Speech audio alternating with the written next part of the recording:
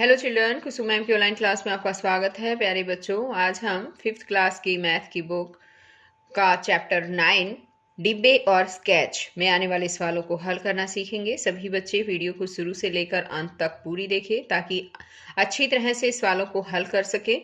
और अगर आप अभी तक मेरे चैनल पर नए हैं तो मेरे चैनल ऑनलाइन स्टडी हब को सब्सक्राइब भी करें, साथ में दी बेल आइकन को जरूर प्रेस करें और वीडियो अच्छी लगे तो इसे लाइक भी करें और अपने दोस्तों के साथ शेयर भी करें। लेट्स स्टार्ट चैप्टर 9 डिब्बे और स्केच। मिठाई का डिब्बा। रम्या मिठाई खरीदने गई। दुकानदार ने कटा हुआ मोटा कागज लिया और तुरंत उसका सुंदर सा डिब्बा बनाकर मिठाई को पैक कर दिया। इस चित्र को देखो, यहाँ पर देखो बच्चों, ये जो चित्र दे रखा है ये देखिए मिठाई के डब्बे का एक चित्र है। और अपना डिब्बा खुद बनाओ। तो देखो इस तरह से आपको भी अपना डिब्बा खुद बनाने की कोशिश करनी है। इस चित्र को देखना है और आगे आपको बनाना सिखाया भी जाएगा। एक बार ध्यान से देखिए, पेज 201 पर दिए गए काटे जाने वाले पृष्ठ का उपयोग करो। यानी कि 201 पेज पर बच्चों आपको जो है पृष्ठ, काटे जाने वाला पृष्ठ जो है वो दिया गया है और उसको देखेंगे और कितनी जल्दी तुम डिब्बा बना सकते हो उसका उपयोग करके आपको डिब्बा बनाना है। घर आकर रम्या ने डिब्बे में से मिठाई निकालकर खाली डिब्बे को पूरी तरह खोल दिया। उससे कुछ फालतू हिस्से हटा दिए जिससे वह डिब्बा कुछ इस तरह लग रहा था। यहाँ पर देखो बच्चों, ये है रम्या। रम्या ने क्या किया कि जो मिठाई का डिब्बा उसको मिला था उसने उसको अच्छी तरह से खोल दिया और इसके जो फालतू हिस्से थे उनको हटा दिया और अब डिब्बा जो है वो इस तरह से नजर आ रहा है। अब ये कहती इस आकृति से डिब्बा बनता है और कौन सी आकृतियों से डिब्बा बन सकता है। अब ये सोच रही है इस चीज के बारे में। तो अब इसने क्या किया, उसने 4 और आकृतियां बनाई। बिंदु वाली रेखाओं पर इन्हें मोड़ा जा सकता है। तुम्हें पता लगाना है कि इसमें से किस आकृति से मोड़ने पर डिब्बा बन सकता है। देखो यहाँ पर ये 4 आकृतियां और भी बनाई है इसने इस तरह से। और फिर इसने पूछा है कि इनमें से आकृति से जो है मोड़ने पर डिब्बा बन सकता है, कौन सी आकृति से बनेगा। तो सबसे पहले तो आप एक बार इस आकृति को ध्यान से देखिए।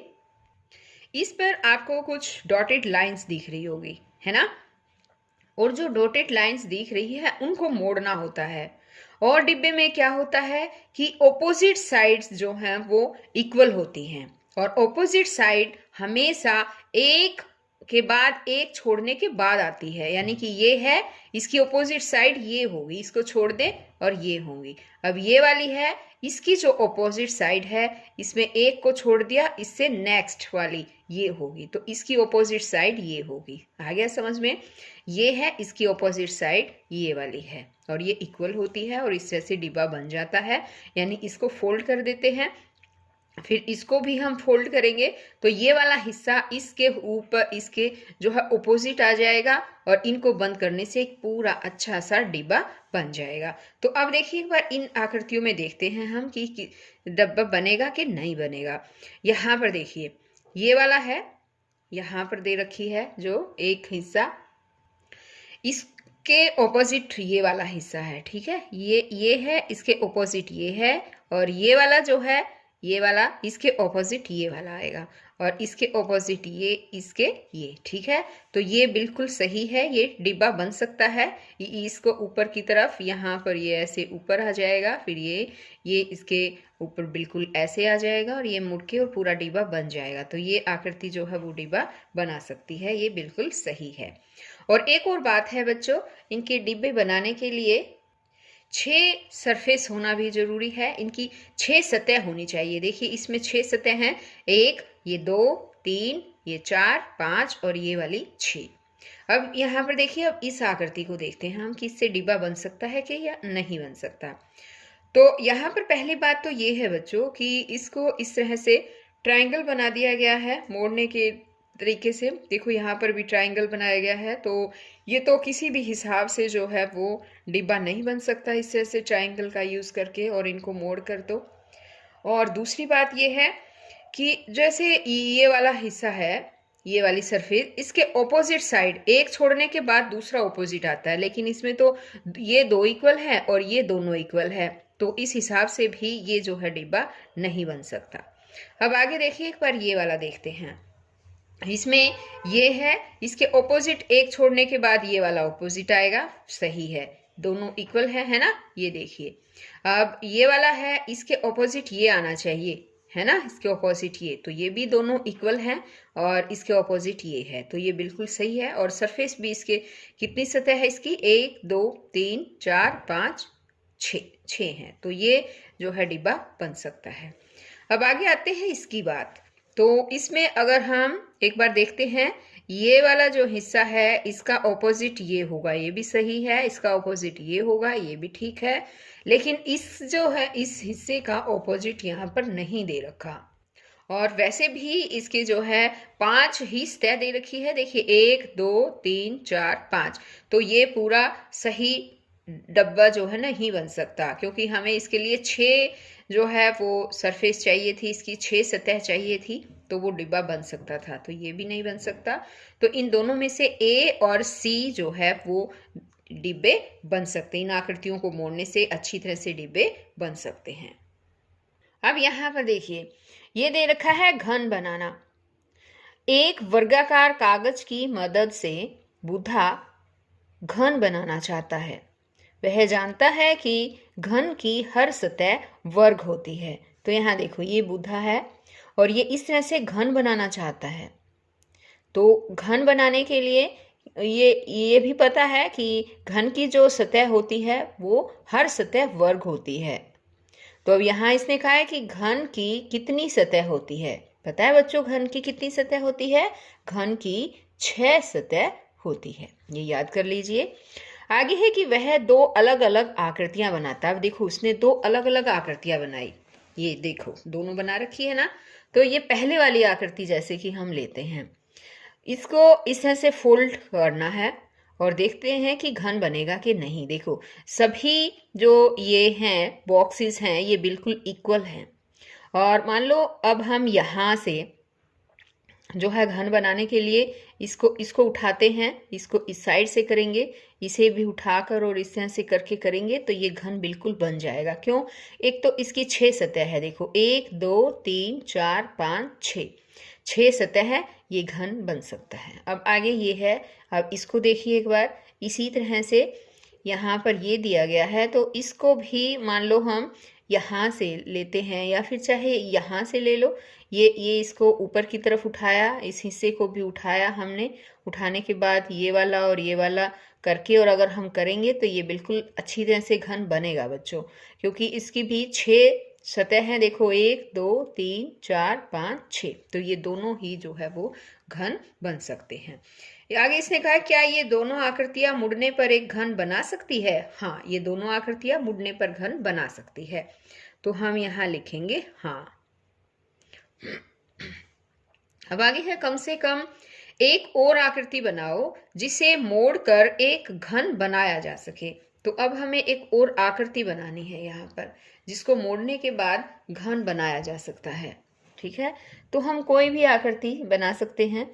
अब जैसे कि हमने यहाँ पर एक आकृति बनाएंगे हम, ये देखिए इस तरह से लिया हमने और ये ऐसे किया और इस साइड से करके ये देखिए यहाँ से, और अब इसको हम ऐसे करके मिला देंगे। देखिए, ये आकृति ली हमने बनाई, तो अब ये कहता है कि इसके घन बन सकते हैं। हाँ, इसके घन भी बन सकता है, क्योंकि इसकी 6 सतह ली है हमने, 1 2 3 4 5 6, और कोई भी 6 इस तरह से अगर हम इक्वल सतह लेंगे ना बच्चों, तो उससे घन जो है वो जरूर बनेगा। तो ये हमारी आकृति हो गई। अब आगे ये कहता है कि घन के हर सतह का कुल क्षेत्रफल क्या है। तो घन के हर सतह का क्षेत्रफल पूछा है इसने। यहाँ पर देखिए, ये वाला जैसे कि ये है, तो इनका एक वर्ग सेंटीमीटर जो है वो इसका अक्षेत्रफल होगा। ठीक है, ये एक एक वर्ग सेंटीमीटर के जो हैं वो हैं यहाँ पर, तो इसका क्षेत्रफल यहाँ पर हम लिख सकते हैं 1 वर्ग सेंटीमीटर। ठीक है, घन की हर सतह का क्षेत्रफल 1 वर्ग सेंटीमीटर होगा। आगे एक ऐसी आकृति बनाओ जिसे मोड़ने पर घन न बने। ऐसी आकृति बनानी है हमें जिसको अगर हम मोड़ेंगे तो फिर वो घन नहीं बनेगा। तो उसके लिए हम इस तरह से आकृति बना सकते हैं। यहाँ देखिए,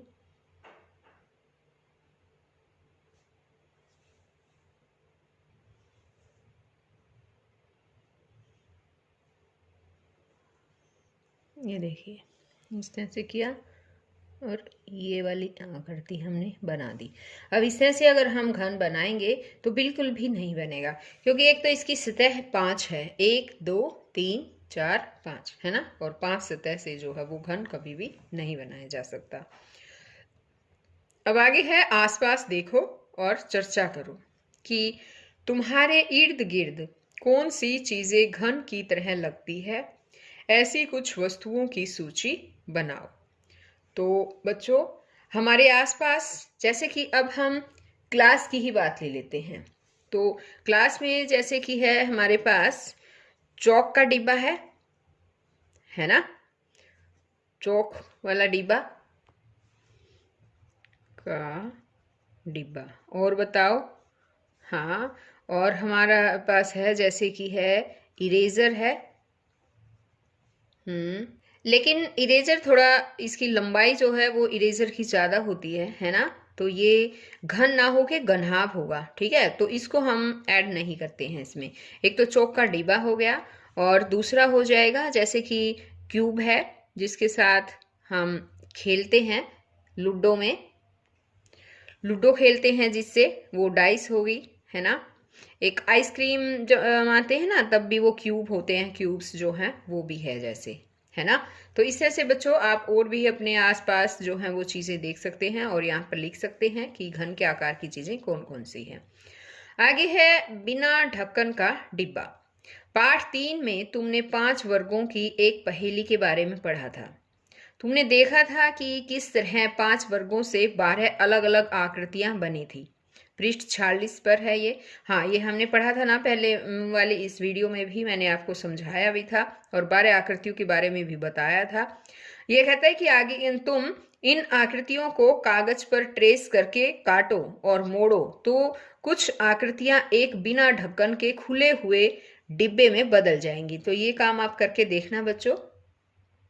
अब आगे ये कहती है कि मैं इन दोनों से खुले डिब्बे बना सकती हूँ। यहाँ देखो ये खुला डिब्बा है, इसके ऊपर वाली जो सतह नहीं है और बाकी की सतह है, तो ये खुला डिब्बा बन गया।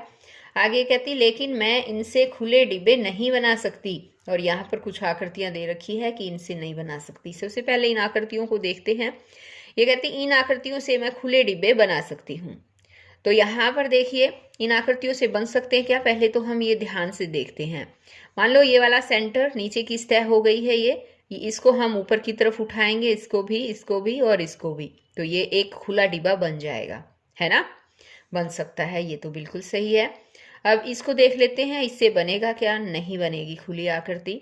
जैसे अब हम मान लो ये वाली आकृति, ये वाला जो है सरफेस बना लेते हैं, इसको यहाँ से ऊपर से उठाएंगे इसको, और उठा के और ये इस साइड आ जाएगा, ये भी इस साइड आ जाएगा, और ये हिस्सा मुड़ के इस साइड जाके, और ये बिल्कुल एक अच्छा सा खुला डिब्बा जो बन सकता है। तो इससे भी खुला डिब्बा बन सकता है।